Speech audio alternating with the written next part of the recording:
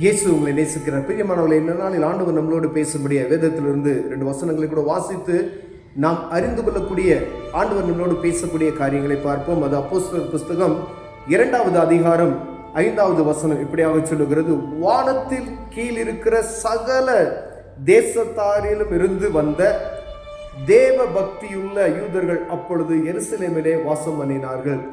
வானத்தின் கீழ் இருந்த சகல தேசத்திலும், எந்த ஒரு நாடு இல்லை, எல்லா நாட்டிலும் நம்ம பார்த்து கொண்டிருக்கிற பூமியின் கீழ், வானத்துக்கு கீழே எங்கெல்லாம் மக்கள் இருக்கிறார்களோ அவர்கள் எல்லோரும் கூடியிருந்தார்கள் என்று வேதம் சொல்லுகிறது. தேவ பக்தி யூதர்கள் அப்பொழுது எருசலேமிலே வாசம் பண்ணினார்கள் அப்படின்னு போட்டிருக்கு. எல்லாம் பூமியில் இருக்கிற அனைத்து மக்களுமே எருசலேமிலே வாசம் பண்ணினார்கள் என்று ஏதும் எழுதியிருக்குது. அப்பொழுதுதான் பெந்தெகோஸ்தே என்னும் நாள் வந்தபோது அவர்கள் எல்லாம் ஒருமனப்பட்டு ஒரு இடத்தில் வந்திருந்தார்கள்.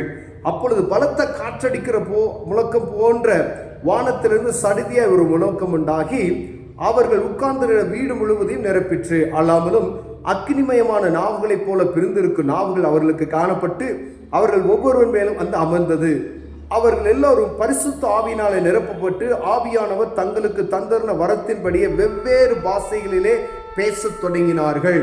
பிரியமானவர்களே, பரிசுத்த ஆவியானவர் அவர்களுக்கு வந்த பொழுது அவர்கள் வெவ்வேறு பாஷைகளும் பரிசுத்த ஆவியானால் நிரப்பப்பட்டு பேசினார். அங்கு இருக்கிற ஜனங்கள் எல்லாரும் என்ன செய்தார்களாம், இவர்கள் அந்நியராய் இருக்கிறார்களே, நம்முடைய அவனுடைய ஜென்ம பாஷையில் இவர்களை பேசுகிறதை நாம் பார்க்கிறோமே என்று அவர்கள் பிரமித்து போயிருக்கிறதை நாம் பார்க்க முடிகிறது. பிரியமானவர்களே, வசனத்தை நம்ம கீழே வசனம்னா இவர்கள் மது போதையில் இருக்கிறார்கள் அப்படின்றார்கள்.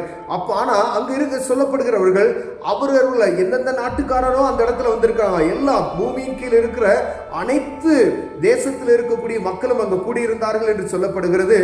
அவர்கள் யாரெல்லாம் வந்திருந்தாங்களோ அவரவர்கள பாஷையில ஆண்டவரை துதிக்கிறதை இவர்கள் உணர முடிந்தது, நாங்கள் கேட்க முடிந்தது என்று இவர்கள் சொல்லுகிற காரியத்தை நாம் பார்க்க முடிகிறது. பிரியமானவர்களே, அப்படியானால் அநேக முறைகளை இவர்கள் அந்நிய பாஷை பேசுகிறதை நாம் என்ன செய்வாங்க, நக்கல் பண்றது, இந்த மாதிரி காரியம்லாம் அநேக பேர் செய்யறாங்க. பரிசுத்த ஆவியின் அபிஷேகத்தை பெற்றவர்கள் பற்பல பாஷைகளை பேசுவார்கள் என்று வேதம் சொல்லுகிறது. பிரியமானவர்களே, அப்படியானால் வேறு வேறு தேசத்தினுடைய மொழிகள்ல ஆண்டுடைய நாமத்தை மகிமைப்படுத்துகிறார், அவரோடு பேசுகிறார்கள் என்பதை நாம் புரிந்து கொள்ள வேண்டும். ஒவ்வொரு தனிப்பட்ட மனிதனுக்கும் இந்த பரிசுத்த ஆவியின் அபிஷேகம் மிகவும் முக்கியமாய் இருக்கிறதை நாம் உணர்ந்து கொள்ளும்படியே ஆண்டவர் உங்களோடும் என்னோடு பேசிக் கொண்டிருக்கிறார். பிரியமானவர்களே, இந்த பரிசுத்த ஆவியின் அபிஷேகம் இல்லாதபடி தனிநபராய் நாம் எந்த ஒரு கர்த்தருடைய பிள்ளைகள் எந்த ஒரு விசேஷத்தையும் எந்த ஒரு காரியத்தையும் ஊழியத்தையும் பரிபூர்ணமாய் செய்ய முடியாது. ஒரு மாம்ச பலத்தினால் எதையாவது செய்யலாம், ஆனால் அது பரிபூர்ணப்படாது. பிரியமானவர்களே, ஆனால் பரிசுத்த ஆவியின் அபிஷேகத்தோடு நம்ம காரியத்தை செய்யும் பொழுது அது கர்த்தர் பரிபூரணமாக்கி தருவார். இந்த 17வது வசனம் 18வது வசனம் தான் பார்த்தீங்கன்னா, கடைசி நாட்களில் நான் மாம்சமான யாவர் மேலும் என் ஆவியை ஊற்றுவேன், அப்பொழுது உங்கள் குமாரரும் உங்கள் குமார்த்திகளும் தீர்க்கதரிசனம் சொல்லுவார்கள், உங்கள் வாலிபர்கள் தரிசனங்களை அடைவார்கள், உங்கள் மூப்பர்கள் சொப்பனங்களை காண்பார்கள், என்னுடைய ஊழியக்காரர் மேலும் என் ஊழியக்காரரின் மேலும் அந்நாட்களின் ஆவியை ஊற்றுவேன், அப்பொழுது அவர்கள் தீர்க்க தரிசனம் சொல்லுவார்கள்.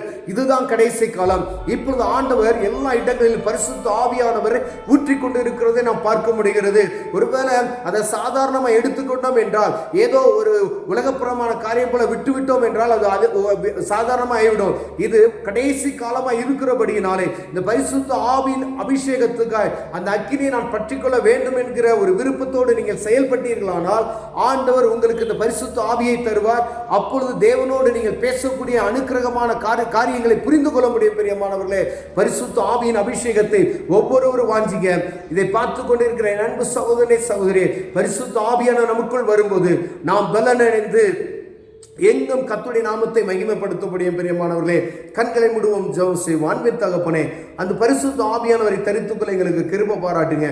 இயேசுவின் நாமத்தில் பிதாவே, ஆமென்.